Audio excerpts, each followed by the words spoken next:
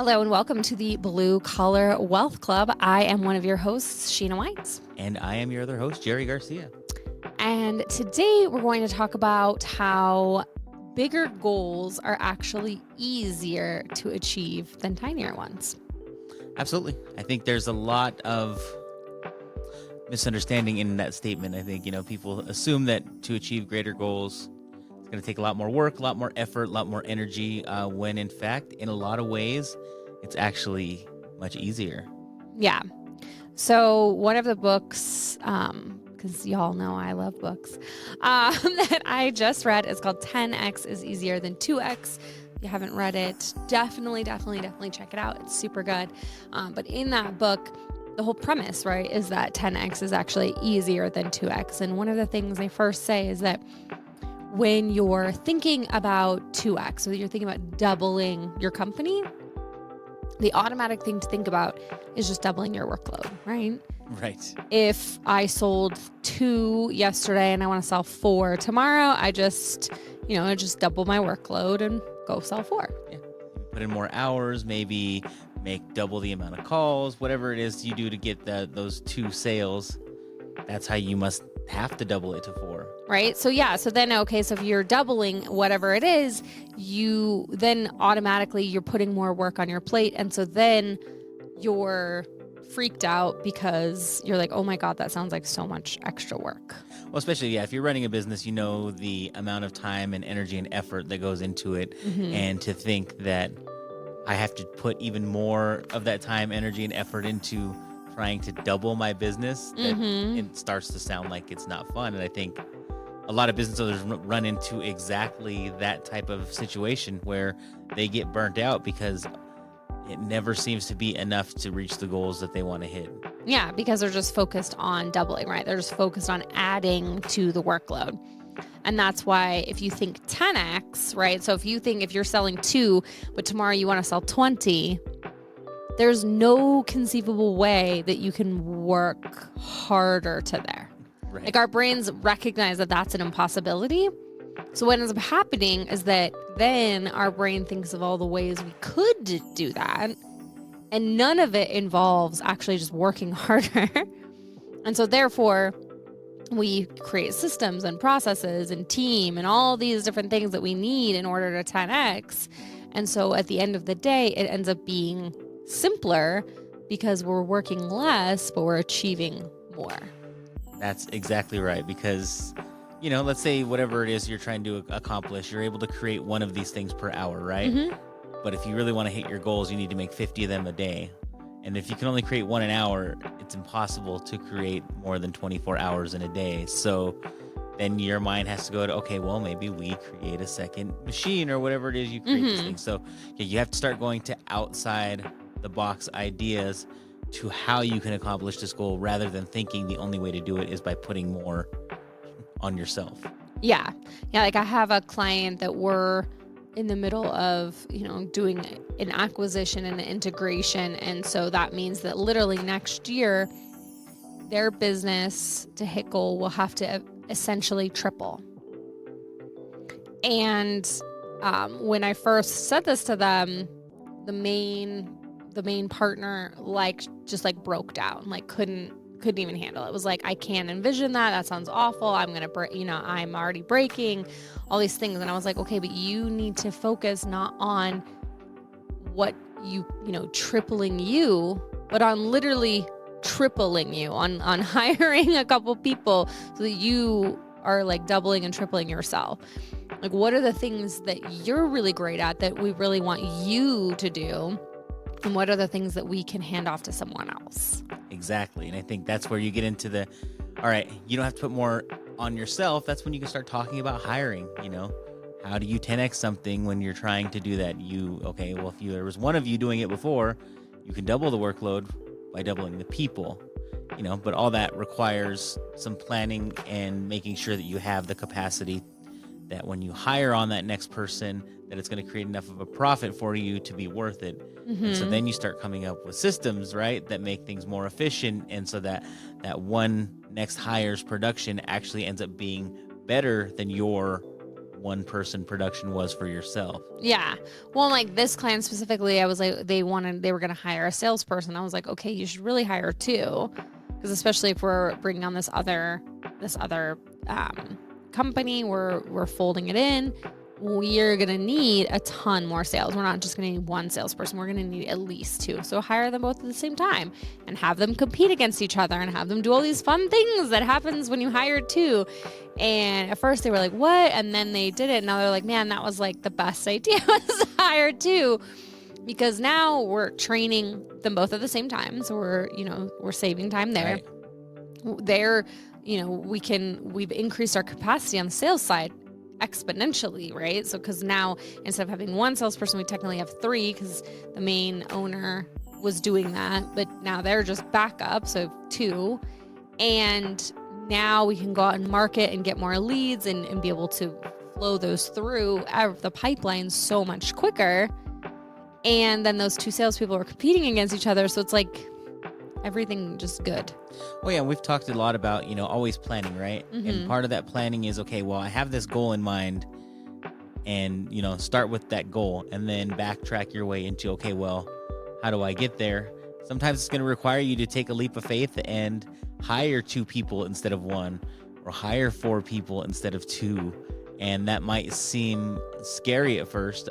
With salespeople, I think it's a little easier because a lot of times they're paid on commission. So, you don't have to worry as much about the payroll issues. But yeah, sometimes, if you want to take on more projects, more capacity, you have to have the manpower to do that. And so sometimes it's going to require you to put yourself out there a bit, maybe on the financial side. So you need to plan. I need to have enough money put away so that I can float this for a couple months while we're waiting to, do these jobs and then waiting to get paid on those jobs. So the planning side of it is a big part of, knowing your goals, knowing how to get there, knowing how to reach the goal to start that big push for growth. Yeah. I mean, and I think that definitely it's a leap of faith, especially if you want a 10X. Yeah. If you want a 2X, you can grind your way there. If you just want to double, I mean, you're going to burn out. You're going to feel like crap. You're going to build a business you hate. All that sounds awful. But you can hustle and grind to 2X, but you can't do that to 10X. And you have to set up the strategy and the systems and the processes in order to make it happen. And you have to have the team. And you really have to trust the team. And that in and of itself is a leap of faith for most owners. That's 100%. And that's where most people getting from zero to wherever they have their first year. And then, okay, they're good. They're getting in a rhythm. And now, now we're getting more regular referrals. And so doubling that first time seems pretty easy because it's kind of coming to you. But then that's when, things start to, that second doubling up is when it feels like you're headed toward burnout really quickly. And that is why the 10X is easier than the 2X. I mean, because you do start to you have to start offloading some of those responsibilities from yourself as the owner and putting it on trusted team members. Mm-hmm. Otherwise, it's not going to work. Yeah. And the other thing is it won't work because you won't be able to deliver the client experience. You won't, you'll be late on bids.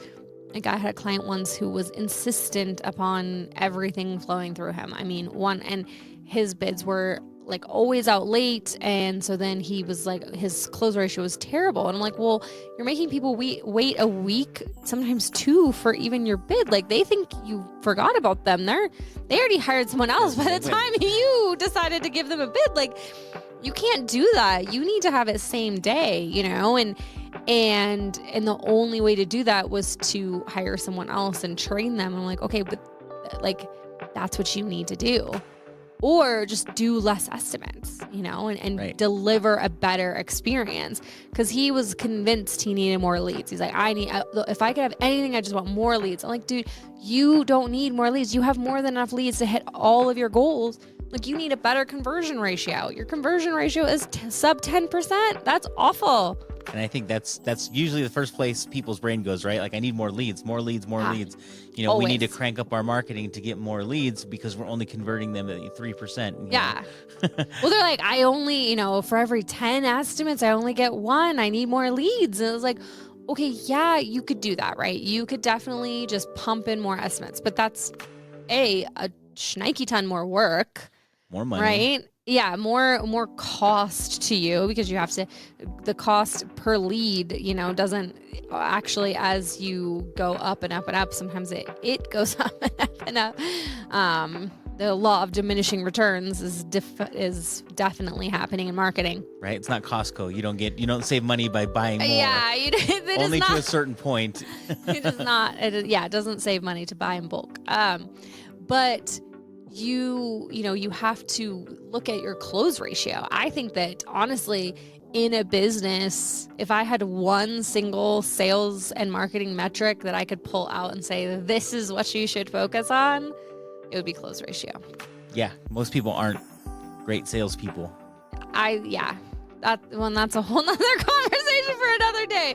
But yeah, if you could 10x your close ratio, go from 2% to 20%. Even in the scenario you just laid out, right? I'm closing 1 for every 10. Okay, what if we focus there instead of spending more money? What if we went to your sales staff and talked about what they're saying and tried to figure out how do we double that? That's a really easy way to double, is if you can change your script, if you can change your messaging so that you're closing 2 out of every 10. And you could get to the point realistically where you're closing 3 to 4 out of those 10. You've now maybe potentially 4x'd your production without spending any extra money, without hiring any additional staff, except for maybe on the back end on the delivery production side, yeah. But yeah, there's a lot of different ways to go about it if you're focusing on one thing at a time, right? And sometimes you have to take a step back, look at the bigger picture, and make sure you're focusing on the right thing. Yeah. I mean, and for him, like, the biggest thing was just like, okay, creating consistent pricing and, and really understanding what he was estimating and then getting those estimates out quicker and having a follow-up schedule. He literally never followed up with people. Yeah. He was like, well, if they want to work with me, they'll call me. I'm like, that is so not the way this works. Like, not at all. I wish that was the way it worked. It is not. I had what I call my 2-4-7-7-7 method, where I would call them 2 days after I sent the estimate, then 4 days after that, then every 7 days until they told me to pack sand or yes. Exactly. And I think that's exactly right. That follow-up has to be there because things just get lost. People have lives. They get busy. They especially if you're taking 2 weeks to get an estimate back to them. Like you said, they wait a few days. They don't hear anything. A week later, they're like, well, I guess that guy's not going to do it. So let's just call somebody else. That next person they call gets them an estimate back within 2 days. They like it. They're like, cool, let's go. And then meanwhile, here comes 4 days later, the estimate from the original guy. Yeah, I mean, I think depending upon what you're doing, you might have to go and get like subcontractor numbers and stuff like that. So it might take you a hot second. If you're doing a whole landscape design, that takes a little bit of time, right? But I think, then like, let's set upfront expectations. Tell the person, hey, I have to go and get numbers from my suppliers and this and this and that, and let them know how long it's going to take for the estimate. But like for my company, we had set pricing. So I would measure and pretty much just be able to send him an estimate right then. It was like, this is how much that costs. Yeah, here you go. Yeah, different jobs are going to require different methods, but there should be some set standard. Like you said, a lot of it's just communication. You let them know on the front end it's going to take X amount of time, and then you say, hey, haven't forgot about you, still working on it. And once you get to that date, if you're still not ready, just say, hey, so sorry. Give me an extra day or 2 here. We're going to get it out to you. Yeah. Haven't heard back from my, water feature guy or something. Right. Here's an estimate. Here's kind of what I think it's going to come in at. Just know that these numbers may change slightly once I hear back from him. Yeah. I think that communication is a huge thing because, and the thing is, like, when you're first starting, right, that's your calling card with your customer. So if it takes you a week or 2 weeks to get an estimate back, like, what do they feel your reliability and kind of responsiveness is going to be if they actually do hire you? Right, to deliver on that project. Are you going to disappear for 2 weeks and you're like, there's nobody working here? Like, they started this, they dug this hole, and now it's just sitting there open, and I haven't heard from him for a week. Yeah. And so delivering that customer experience on the front is just another way. You know, we've kind of gone off on a side tangent here. I know, right? But that's okay, because it all comes back to how do we think about 10xing, right? So just looking at one specific thing first and really focusing in. So in the book 10x is easier than 2x, they talk about, you know, the 80-20 rule and figuring out your 20% and your specific unique abilities, and focusing in on that 20% and having other people in your organization do the rest of the 80. And every so often you're going to have new iterations of that 20% that you need to then like slough off and have somebody else do the 80. We're really looking at that now. Like, what is the thing that in your organization that you either really enjoy or are really good at? And usually what you really enjoy, you're also really good at. Usually so you enjoy it. Yeah, right? Because you're really good at it. So it makes you feel good and you like it. So really like honing in on that and then figuring out ways that you can offload all of the other things, all of that other 80% stuff. I think we can do an entire episode on the 80-20 rule and how it applies in different aspects of your business. Which we will. I think that one's coming because I really like that topic. I really like that rule. And I think people have a general understanding of it, but not understanding how that applies. So I think we'll talk a lot more about that. Yeah, but I mean, in your, you know, when we're thinking about our 2025 goals, you know, think about going bigger. So if you're $1 million company, envision yourself as a $10 million company. You know, what does that look like? What does your organization need to be if you're going to be a $10 million company? And it certainly isn't going to be you having 25 roles. It just can't, right? Then if you're a $10 million organization, envision your company at 100. What does your company look like at a $100 million company? That's it. It really forces you to have that vision of, okay, well, if we're doing, you know, if we're going from 1 million to 10 million, obviously I can't do all that. It forces you to get out of that mindset. Yeah. Because you know, logistically, it just can't work. There's no logical way for you to take on all that responsibility of 10 times the work you're doing right now. Yeah. And then write out, I have my clients, we do an exercise where we write out whatever the organizational chart looks like, not with anyone's name. No humans attached. Just what are the roles that you need within that company? Okay. So like think about, okay, if you're going to make your company a $10 million company, what does your organization have to look like at a $10 million company? How many crews do you have to have? Which means how many trucks you have to have?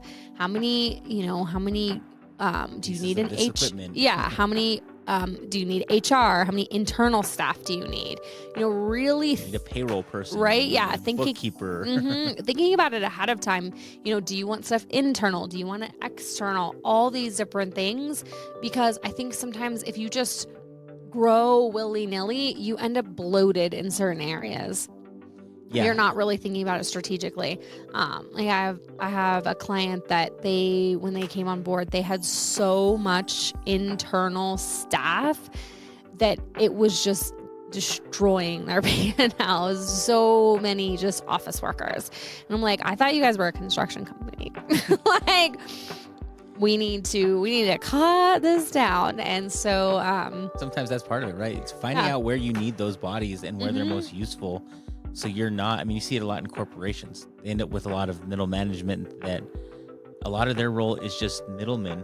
That's why they're middle management. They're just pushing paper. You know, they're just taking the message from the higher ups and pushing it down to the people below them, but they don't really have a specific role themselves, but you're paying these exorbitant amounts of salaries, and that cost gets passed on to consumers. It's like that working hard or hardly working. Office space. Yes. But yeah, so look at what your organization needs to look like at 10x and really think to yourself, okay, what would be the needs there? And then use that as a roadmap for your hiring needs. Yeah. Right? Take a minute. If you're listening to this, take a minute to really truly think on that. Okay, where am I at this year? What if I wanted to 10x this business in the next 2 years? What would I have to do? What would it look like? Who would be on board? You know, what would my role be in all of this? And try to make sure that role you carve out for yourself is not the role of doing so many different things, but really focusing on the oversight of the business. Yeah, and focusing on the direction. So So yeah, just plan ahead and think bigger, right? And don't, think. Another good book is from the same authors is Who Not How. And, so thinking, okay, who can I bring in to help me with this? Not necessarily how am I going to do it? And this is not just for the sake of dreaming of a bigger business, but having that end game in mind helps you to plan your next step right now in how you're building this business and how it's going to grow to that next step. So it's not just a long-term goal thing. It really is helpful in making decisions on who your next hire is, what your next move is, based on how you get to that level. So having those larger goals in mind always helps you in the interim as well. Yeah, 100%. So it's time to think bigger in 2025. There you go. Well, thanks so much for joining us on this episode of the Blue Collar Wealth Club, and we'll catch you next time.